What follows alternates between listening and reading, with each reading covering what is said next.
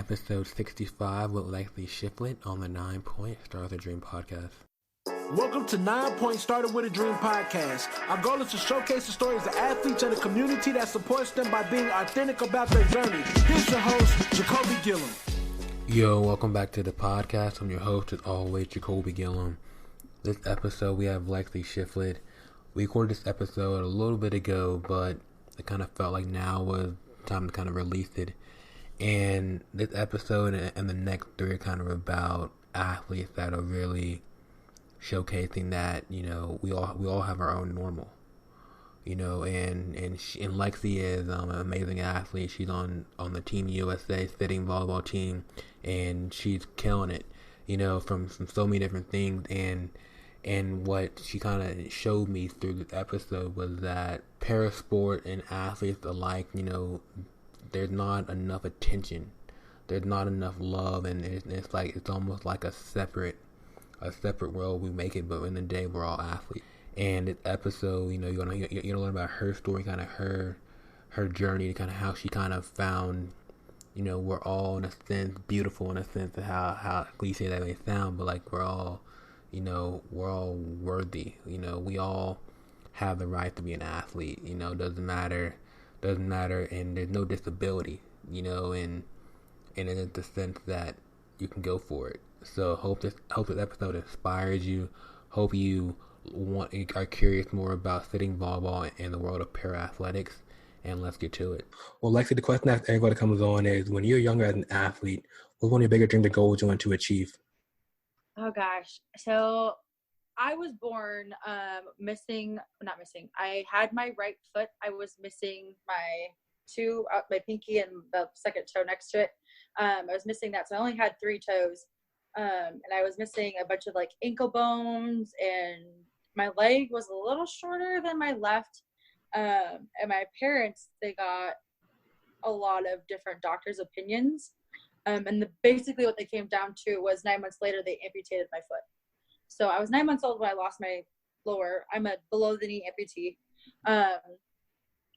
And then from there on, my parents' doctors, I guess my doctors, told them that the best opportunity I would have of being mentally positive would be to get involved with so many things, just everything under the sun, just so I would feel normal. And so what they did was I did so many things. I was in gymnastics, I did dance, I did Girl Scouts, I attempted like soccer for like a day. No. And then eventually the 2 sports that stuck with me in 6th grade were softball and volleyball. And so I played softball and volleyball all through high school. And at that point in time, like in 7th and 8th grade, all I could see for me for a future with athletics was school. Because I mean, I grew up in a small town. I graduated around with 150 people in my class. So I didn't know any else. Like, I don't even think I knew anyone at that point in time in my town with an amputee with them as themselves. But so I thought the biggest I could go with athletics was just high school. I didn't dream for college. Like, I didn't think of anything higher than college itself. And then it was so weird that one day I was at a volleyball tournament for my club team, and this lady approached me out of nowhere. I had no idea who she was. She came up to me. She's tall, like slim and everything. She looked very athletic, and I was a little intimidated. And she goes, "You mind if I pull you aside for a second?" I was 15 years old at this volleyball tournament. I was like, "Sure." Yeah. And she's like, "Do you know what the Paralympics are?" And I was like, "I mean, I've heard of them. I'm not really familiar with what they are." And she goes, well, she explained to tell me what they are. And then she asked me if I knew what sitting volleyball was. I was like, nope. I was like, I just know volleyball. I was so stubborn because I grew up like thinking I didn't have a disability, even though I know, like, I grew up knowing that people thought I had a disability, but I also grew up thinking I didn't have one. And I was like, after all of it all, she goes, well, there's a camp for sitting volleyball this coming weekend. Would you would you be interested in going? And I was like, I turned around, I was like, I'm 15 years old. I'm going to have you talk to my parents. That's awesome. And so it was really funny. After that, she went and talked to my parents about everything. And actually that next weekend, I flew down to Oklahoma and I had my first training camp with the U.S. team as a 15-year-old. Wow, that's awesome. So before then, I had no idea. Like, I had no clue how far I would go with athletics. That's wild. It was a little intense. Yeah. So for you, like you said, you grew up like saying like you have a disability in a sense of the mindset. So what kind of helped you just to have that thing that kind of to say that I'm able to do anything that anyone else can do, regardless of what my, whatever it may be? It took me a long time. When I was in grade school, I had a lot of bullying happen. Like it comes like naturally with anyone who's different, comes with some sort of like kind of like judgment type stuff. Yeah, judgment. And so I grew up with the bullying from kindergarten to about 4th or 5th grade. And then it kind of just went away. Like I didn't like, but the thing is, I was never adamant on making it stop. Like I was always thought like, all right, I'm different. All right, cool. Great. Thanks.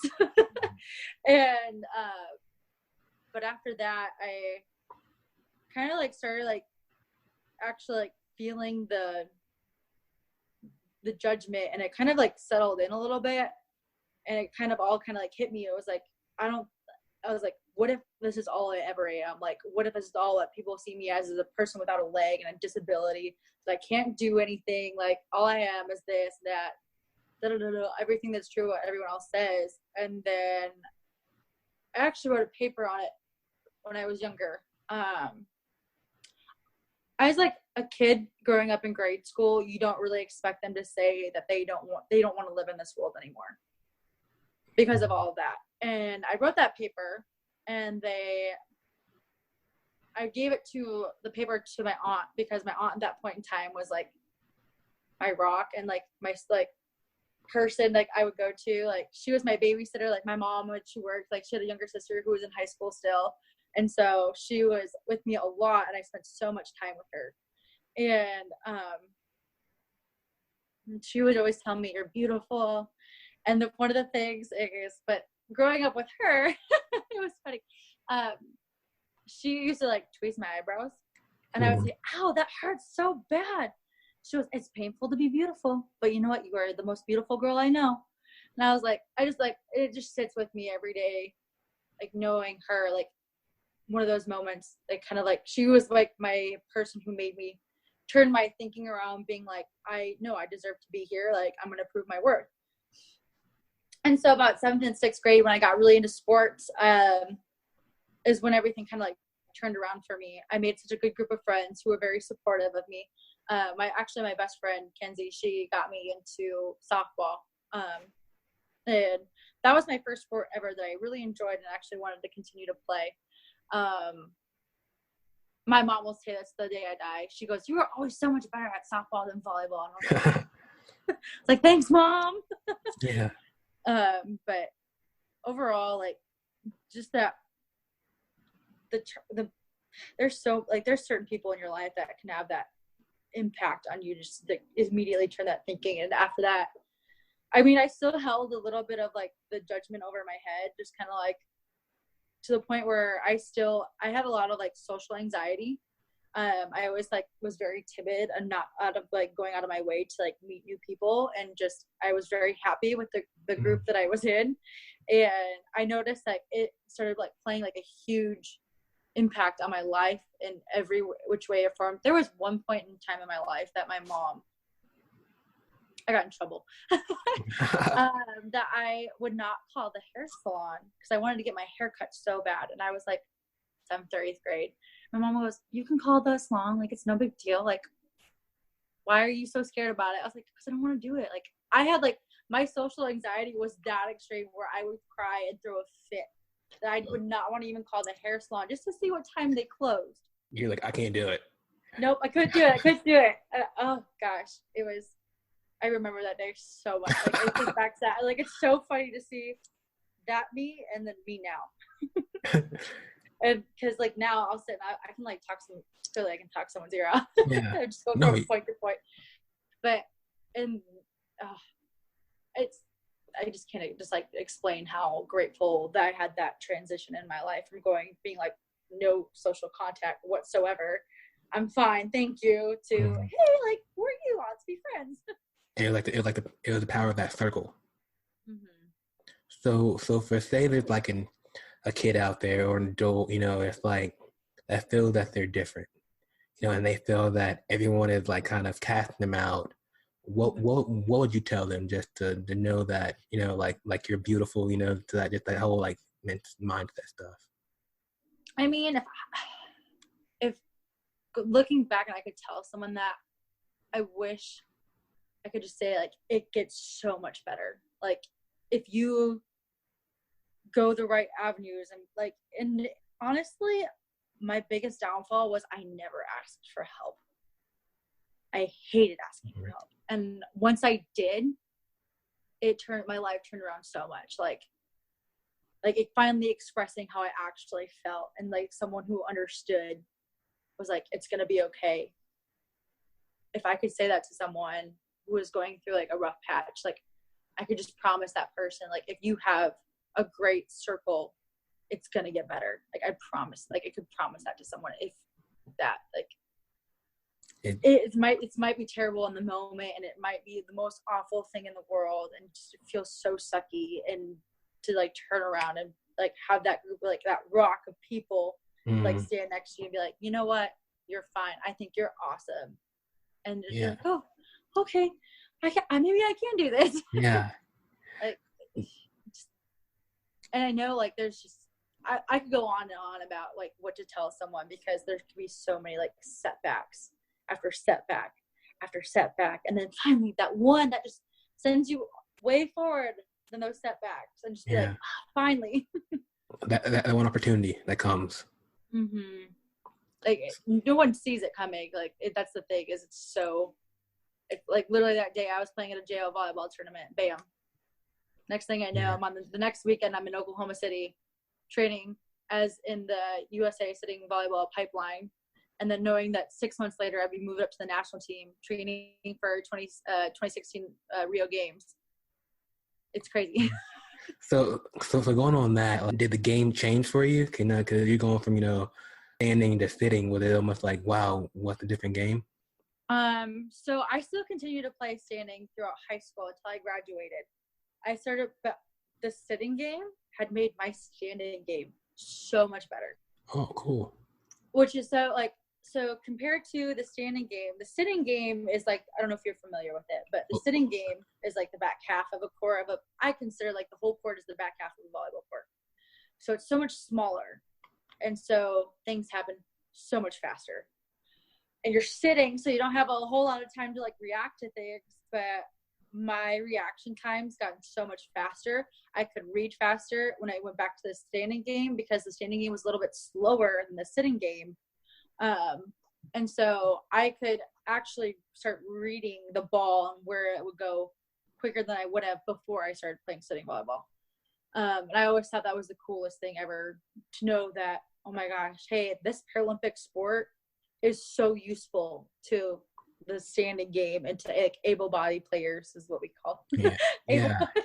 And so it's but like I actually coached volleyball for a little bit once I moved to Oklahoma, and I always implemented the sitting game in some sort of way, because it helps. Like, I grew up, like I played my last 2-3 years of high school playing sitting volleyball and standing at the same time, and it just made it so much better.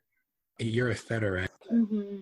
Okay, so when it comes to setting and and para versus standing, is this still like the same game? In a sense, like how you setting up was?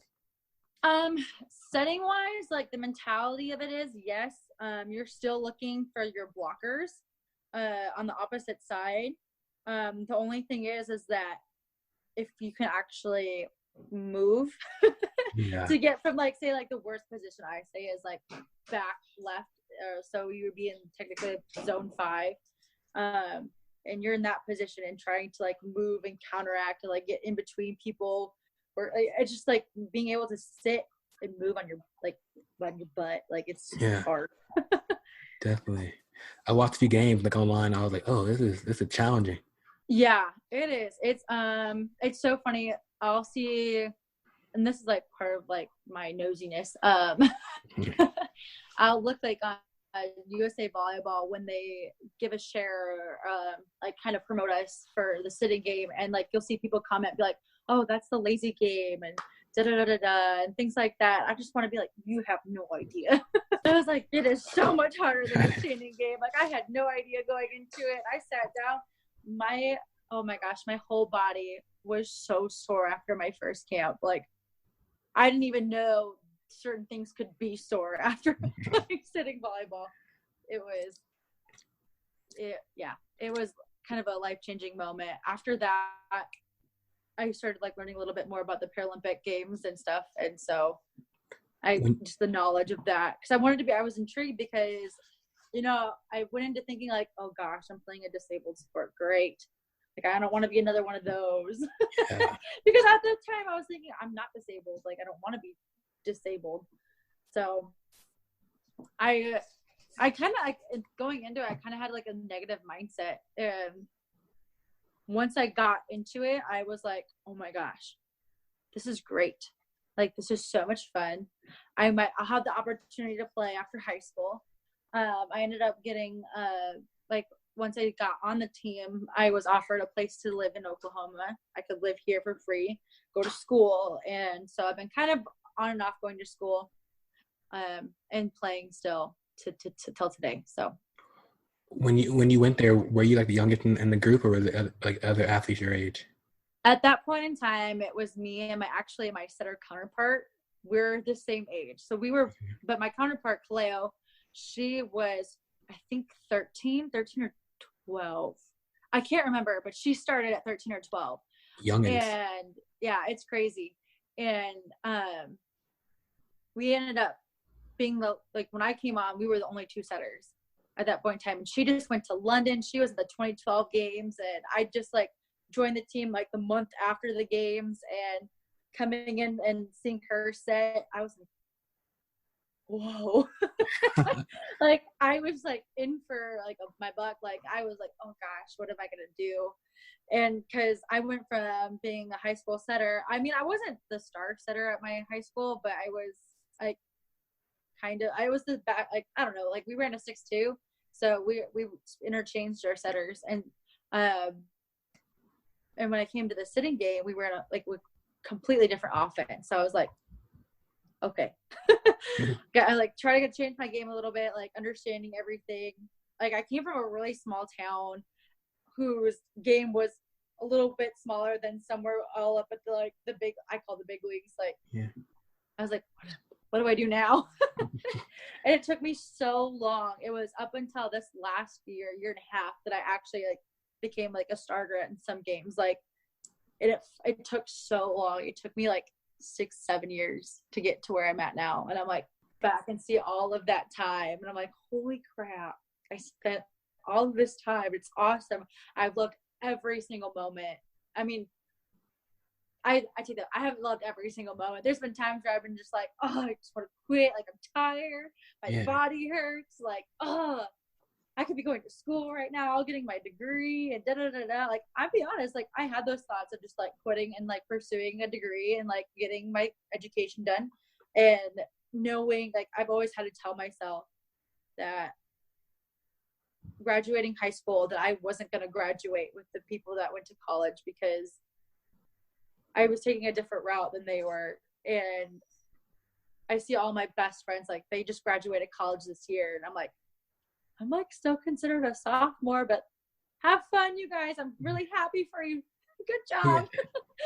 And so they're like, oh, shut up. You went to the game. So I'm like, and then it's like, you know, I'm still doing things. Like, I'm still going to school. Like, it's just taking a little, like, different route. It's okay. You got them bling at home, you know, you got the medal. I do. So just thinking back, like, you know, from being the girl that was, you know, that was kind of bullied, to think into where you are now. Mhm. How did that feel? Just to see it kind of come full circle a little bit. Honestly, I still kind of have a little bit resentment to that because it's like, I didn't ask for this. Like, I was literally born with a disability. Like, but the other part of me is like, you know what? Like, it's fine. Like, you made do with it. Like, you're totally okay. Like, you are a complete different person you are now. And I am so grateful for the person I've become through everything that I've been through, regardless how it started. Because, yeah, it was kind of a crappy start, but I mean, to get where I'm at now is so rewarding. To be sitting here, like, yeah, I went to the Paralympic Games. I competed in 2016. I won gold. To now being like, I'm training for my second games, and we're hoping to get gold.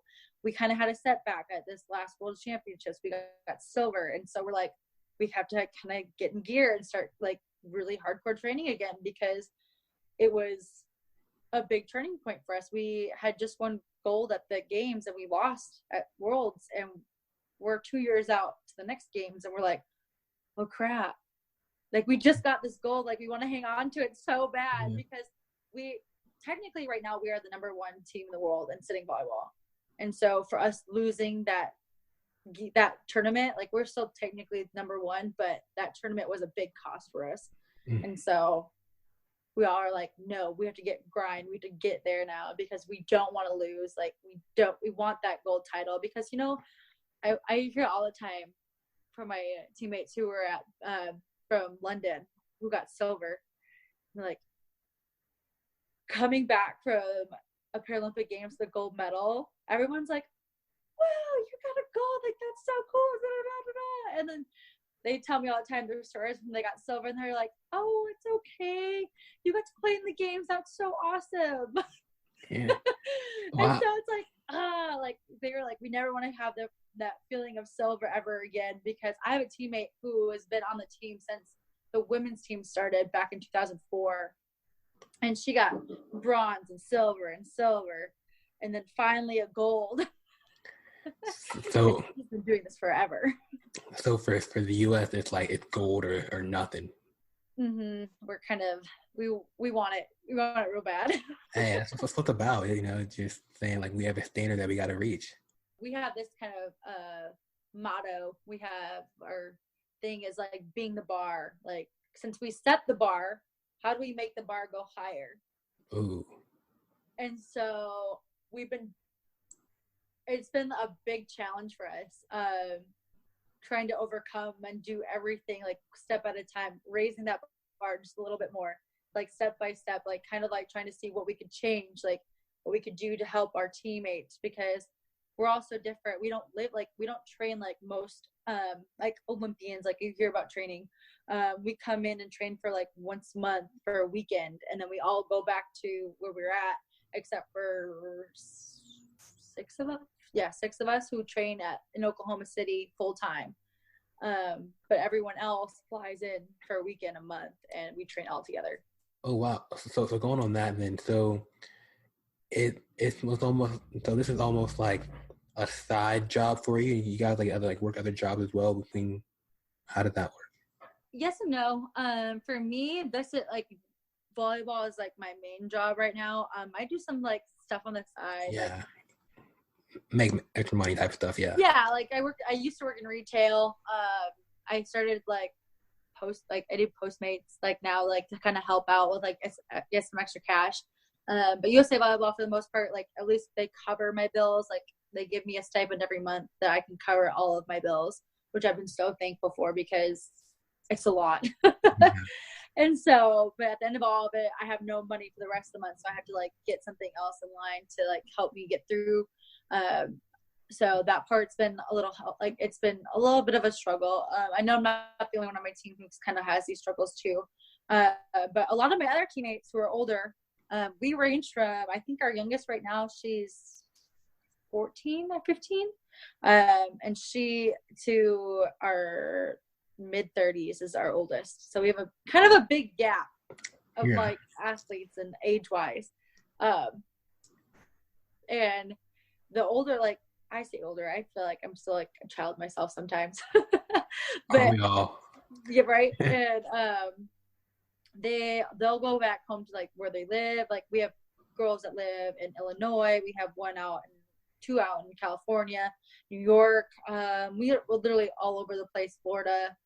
We have a girl in Phoenix. I think she's in Phoenix. She's in Arizona somewhere, but she's like, yeah. But we're all over the place, and we all like come in and train for a weekend. So like this weekend is a training weekend for us. So all of my other teammates will be flying in today. They all got here between like noon and I think midnight. They'll get in.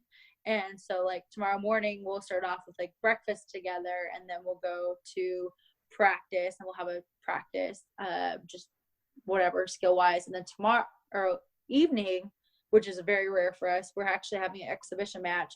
Ukraine has flown into the country, and we're playing Ukraine tomorrow evening, and then Saturday evening, and then Sunday morning. And so we'll still have our Friday and Saturday morning block practice, and then just that one little training session on Sunday, but which is a game. So this is a very rare weekend that we have where another country is like, hey, we're going to come in. We want to like train with you guys, because we've set that bar. Yeah. And like all these countries want to come in and train with us, which in the Paralympic world is so good for us, because women's sitting volleyball is so new, even though it's been around for a while, but it's still relatively new. And a lot of countries are like, they're not, I wouldn't say not as developed. They're the drastic difference from the men's league to the women's league is clear as day. It's amazing to see how, like, even like across the world, to see the differences between men and women's games, to see the difference between men and women and themselves in other countries is like blows my mind. It's wild on a part just to think that like your team winning gold and you're only practicing like once a month together. Mm-hmm. Yeah, I mean, we all have like regulations that we have to meet a month.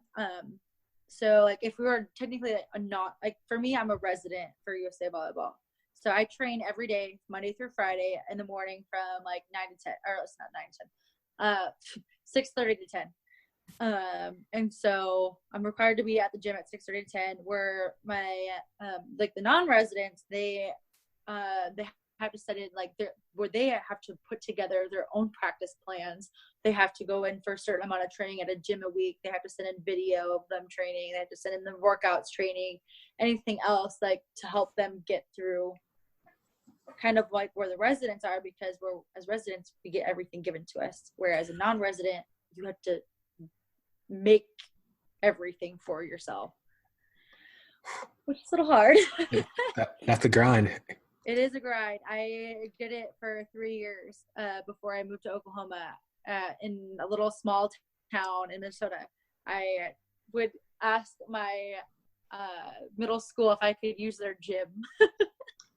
Like just like rent it out for like an hour or two, and just to sit there and serve and like dig a couple balls from like my volleyball coach, which is so different from the sitting game and the standing game. They're just like, oh, just sit down, I'm gonna hit it to you. Like, it's so funny. You'll see like a person who's standing up here, and the person who's sitting down here is someone just smashing a ball at you.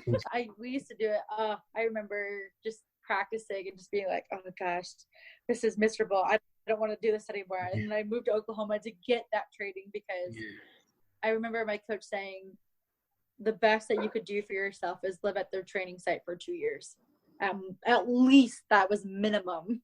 And I was like, you know what? I'll do whatever it takes. Like, I want a roster. I want to play.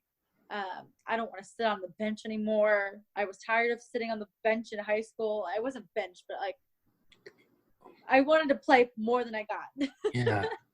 And so I was willing to put in 110% effort. I wake up every day. Sometimes it's emotional push to get there. It really is.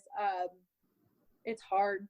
It's like getting up at 4:30 or not 4:35 or like 6 in the morning. Sometimes I don't even get out of bed till like 6:20 and be like, I have to be in the gym in like 10 minutes. Luckily, I only live 5 minutes from the gym, but still. Yeah, definitely.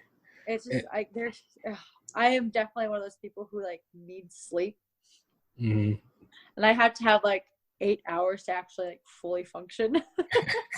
So if it's off, you're like, hey, we gotta time out this. Mm-hmm. And it's been a serious up and down struggle for me as an athlete.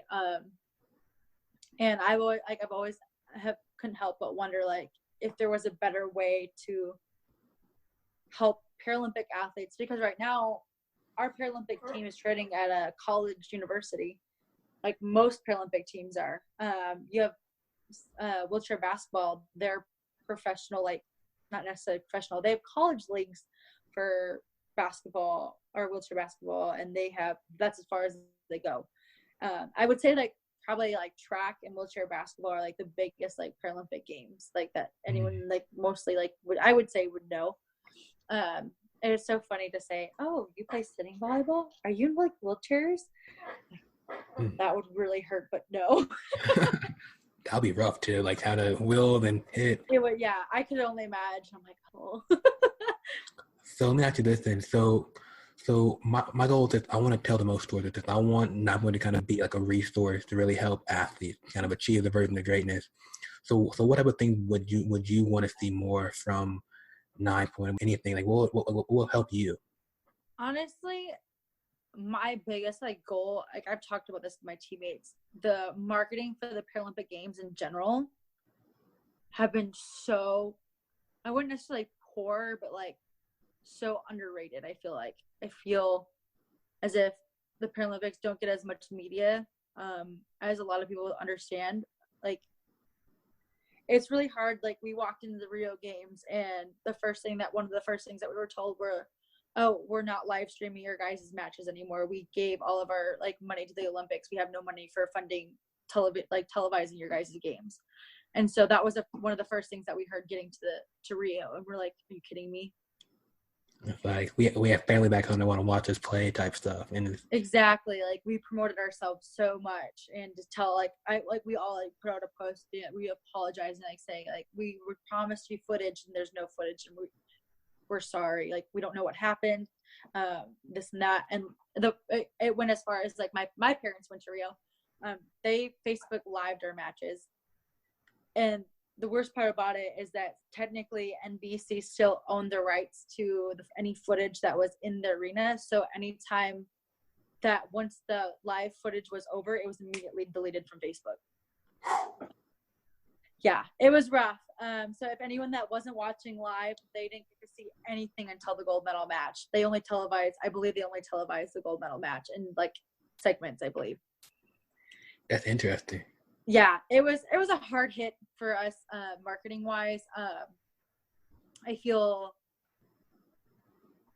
a little bit like I'm a little skewed in some ways or forms, but I really wish I would see a little bit more of like appreciation and the Paralympics itself.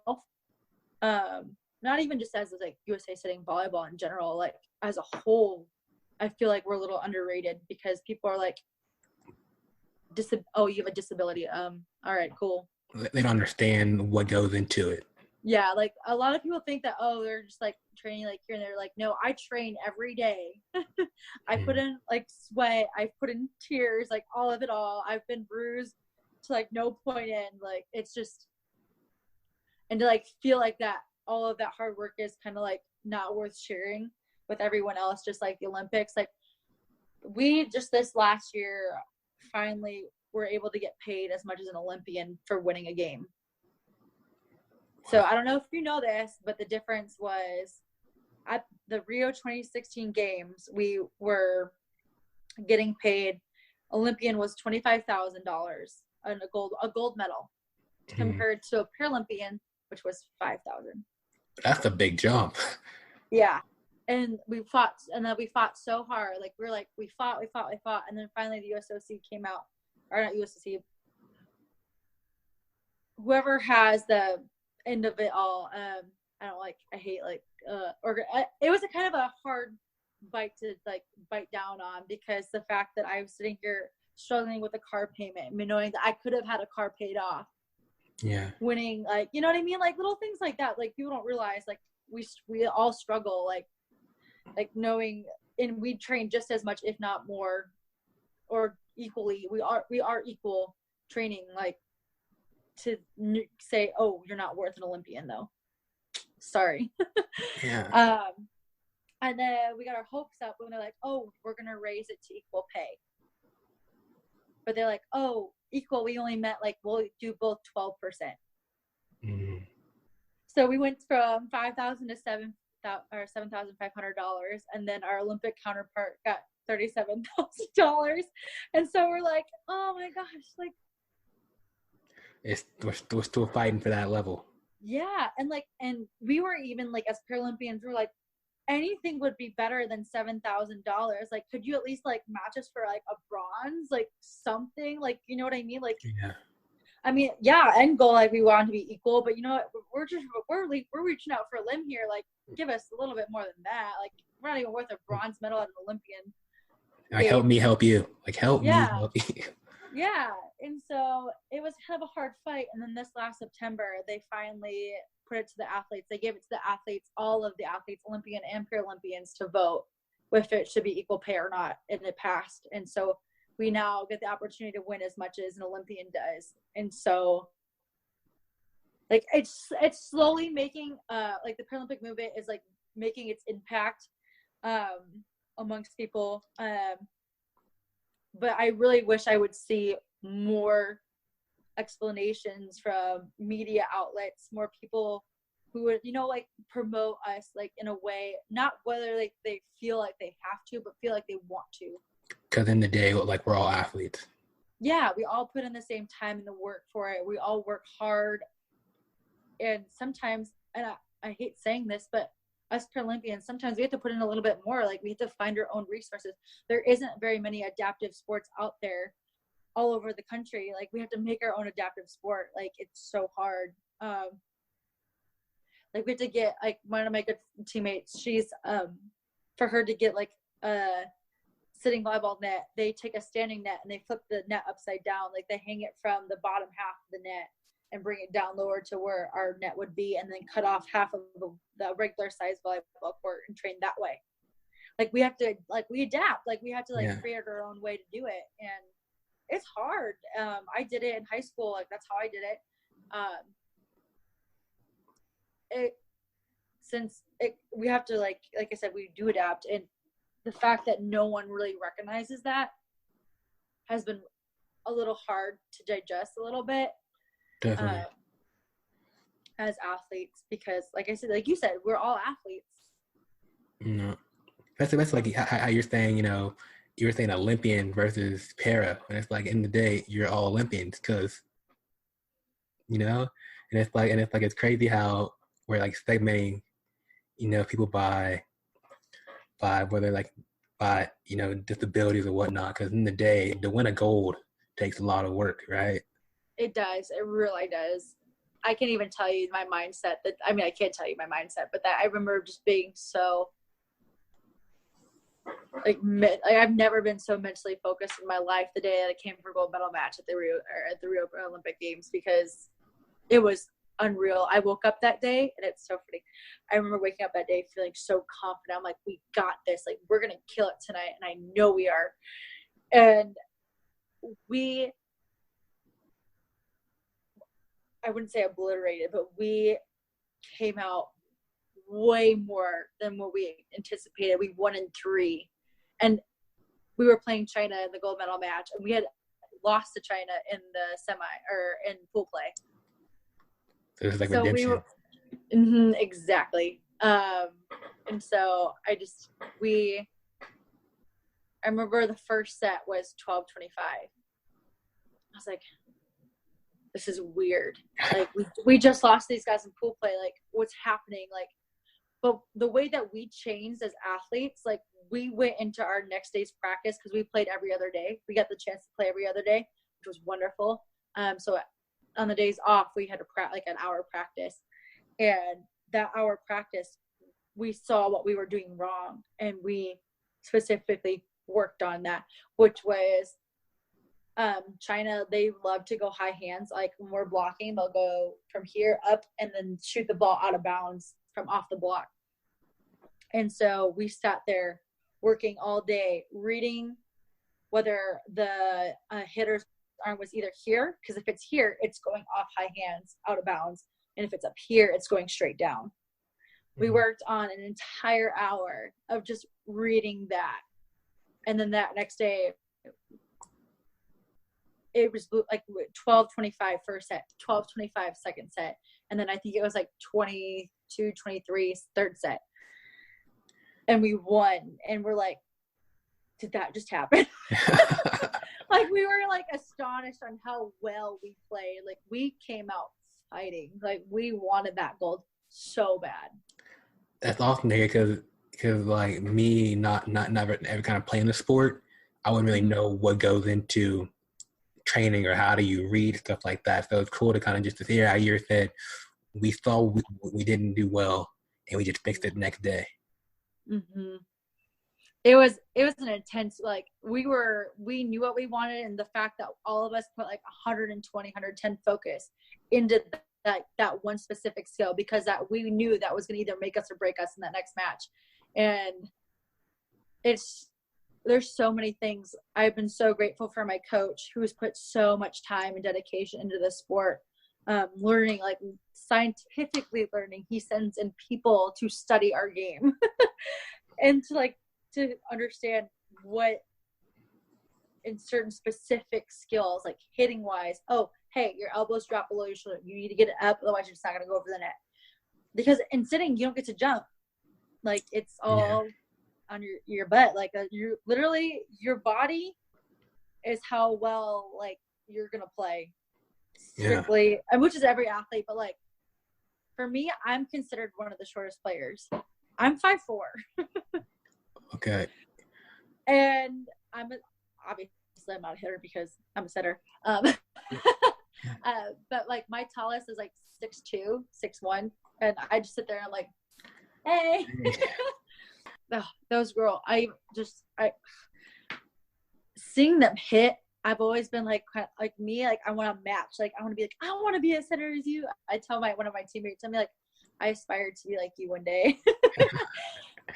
I may hit like a percentage as hard as you do, but I'm gonna get there. It's awesome. Like, we like the relationships I've made through this team have been amazing. Like, we've all talked about how much like the Paralympic Games, like, in general, just mean to us, and we've talked about how undermarketed that the games are, and how a little I wouldn't necessarily go as far as saying like discriminated against, but like a little not understood or represented. Right? Yeah. It just like, it's sometimes like there's been times where we felt like, oh, like the organization itself, like not USA, but oh my gosh, USA Volleyball has been so wonderful to us. Like, they took us under their wing. Like, we call it our big umbrella. Yeah. And so USA Volleyball oversees the 2 indoor teams, the men and women indoor teams, the beach teams, and then us, the sitting teams. And then luckily we're hoping, it's said to, in 2028 for the LA Games, that they're adding para beach back. Ooh. So it'll be 3-man instead of 2 in the standing. So we'll be back to standing beach. And there'll be 3 of them instead of the regular 2. And so I am so excited for that. They just had their first training camp last weekend. Awesome. I was watching the other day, and the kind of like they're doing like snow volleyball now, and I was like, that's intense. Oh my gosh, they've been like promoting that. I'm a little jealous too. Sometimes, like, I've seen the winter year. Their stuff is pretty cool. Yeah, I was like, man, that sounds pretty fun. Just be out in the snow, you know, it's a little cooler and just. Yeah. I don't know how I do in the cold. I mean, I grew up in Minnesota, so I know what cold is, but at the same time, like, ooh, it's nice to have warm weather. Definitely. So this is something I want to do. Your teammates are interested, I would love to interview them all, because my thing is, like, we need to share more stories, because there's a lot of stuff like this that you don't know about para sports or just sports in general, because you don't hear about you guys enough. And right. I love to help share these guys' stories. Yeah, no, I would love to even just like share with my team, like, hey, I will literally anything that will help us, just in general, like share the Paralympic Games, USA volleyball, USA sitting volleyball, like we want to share because we want people to understand. We're tired of people being like, oh, it's a lazy sport. Yeah. Like, come here, let me try it. Yeah. Have like a little trial, like, hey, come out and try it. Yeah, it's so great. But we respond, like, we're so respectful that people who have commented like that, we've been like, like we'll like send a message, be like, hey, just try it out, and if you think it's any different than what you think it is, then that's your opinion. Like, just try it. Like, you don't know until you try. So for anyone out there right now that's, I would say athlete or non-athlete, what would be, I guess, your advice just on how to go about the journey? Honestly, I would say just try anything. Like, get out there and try everything possible because you don't know what you're going to find. I remember, this is one thing I kind of left out, I mentioned earlier, but I remember going into my prosthetist when I was around 11, 12 years old, and they had mentioned sitting volleyball, but I kind of like tucked it in the back of my brain, like, whatever, cool. And and the guy I talked to, they're like, oh, okay. So do you know this person? This was after I started training with the team in 2012, and they're like, oh, my prosthetist actually knew one of the sitting players that I was competing with. She would come up to Minnesota and get her prosthetics from him, and I was like, that's my teammate. and sitting there thinking back, I was like, I could have had that opportunity so much sooner than I did. I just ignored it because I was scared. I didn't want to be perceived as different or weird or whatever. And then I did it, and then people thought it was so cool and then I tried it and I loved it. And I think I also mistook from things that from my past into that being able to share with my future, because I held a lot of resentment of not trying new things ish. I would say more disabled. This is how far it goes. I completely ignored my father, who kept trying to get me one of those running blades when I was in growing up, like high schoolish, and I ignored him. I said no, because you can see that makes me a disabled person. You could see that. And the fact that it's like now, it's like I wear my running blade every day because one, I walk so much better in it, and two, my back doesn't hurt at the end of the day. Like, it's just like the fact of like not being afraid to take those steps. Don't be afraid. I would say don't be afraid. Basically, don't be afraid to be you. Yeah, don't be afraid to be you. Don't be afraid to try something new. I used to be so afraid of trying new things, and like now, like my boyfriend now, he was like, hey, like, do you want to go play pool? I'm like, at first, in my initial thought, my brain was like, no, I don't know how to play. But then it's that rethinking that helps you take a step back and be like, you don't know how to play. Maybe you should go out and learn how to play. Maybe you'll like it. I just, honestly, it is so, like, people get stuck in that negative, like, mindset. And the fact that I've been so fortunate to have a sports psychologist, like that USA Volleyball brings in a sports psychologist for all of us to help us rewire kind of how to think. And it's been so beneficial to me to go from a negative back to a positive, because you're never going to get rid of that initial thought. Like, it's always going to be there. That voice is always there. Yeah. But if you can rework that in your brain into a positive, it'll help so much. Like, I am so thankful for like my sports psychologists that I've had in the past, because they've helped me become such a mentally better athlete. Like, I will not go into a set saying, you know what, I messed up. I'm done for. Like, I don't want to play anymore. To going, you know what, hey, that was not great. Next point, let's go. Yeah. Like, it's such like just the 180. But I also like, it's also funny to say too, because like I was in high school when I started. It's okay to learn all of this. Yeah. Like, it's totally fine to like backtrack. It's okay to remember who you were and be like, yeah, probably wasn't the best approach, but you know what? We're here now, and we're going to make the best of what we got. I love that. I love that. Just it's the journey, like almost like what you're saying when you first started. You know, it's the journey to get to wherever you're going. You know, you don't always know where you're going, but you kind of have an idea. But it's like, so yeah. Yeah, I feel that. At this point, I've got the Paralympic Games right now, hoping to finish school after all of this. After that, I'm hoping maybe to get started nonprofit, but we'll see. Hey, definitely dream big. I love it. And last question for you, social media wise, the website, anything we can kind of mention right now, where are you at? I personally don't have a blog or anything, but I do have my social platforms, Facebook, Instagram's my biggest one. I use Instagram way more than anything else. I'm not on Twitter anymore. I'm just kind of falling off the face of the earth with Twitter. But Instagram's probably like my biggest one that I use. What's your handle so people can go follow you? What you're using? Lexi Shifflett. All one. There's no numbers, just smooshed together. Cool.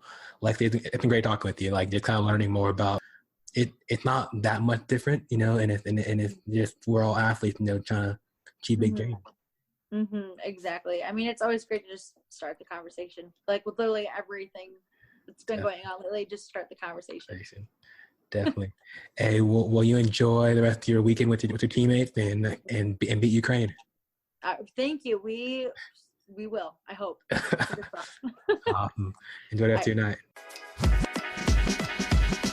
Yo, thanks for listening to this episode of the 9 Point Started With a Dream podcast. If you enjoyed this episode, please comment, share, leave a review. We would love to hear your thoughts. You can find more athlete-driven content at 9point.com. Till the next episode, you're only one opportunity away. Peace.